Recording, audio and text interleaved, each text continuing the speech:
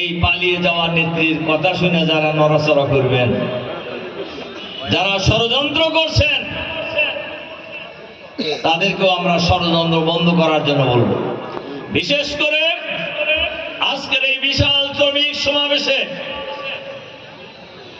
মাননীয় প্রধান উপদেষ্টা ডক্টর মোহাম্মদ ইউনূস সাহেবকে বলবো, আপনার সরকারের ভিতরে বাইরে অফিসে আদালতে ফ্যাসিবাদের যত দোসর আছে এদেরকে অবিলম্বে চিহ্নিত করে গ্রেফতার করে ট্রাইব্যুনালে হাজির করতে হবে,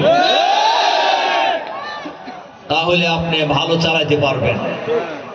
এই যে সচিবালয়ে আগুন দেওয়া হয়েছে, আপনারা পত্রিকা দেখেছেন, আগুন দেওয়ার মূল কারণ হলো মুখ্য সচিব বোঝেন নাকি, সরকারের 1 নম্বর অফিসার হাসিনা প্রধানমন্ত্রীর সাথে সংশ্লিষ্ট 2 জন সচিব থাকে প্রধান, একজন হলো ক্যাবিনেট সচিব যাকে মন্ত্রী পরিষদ সচিব বলা হয়, আর একজন হলো মুখ্য সচিব।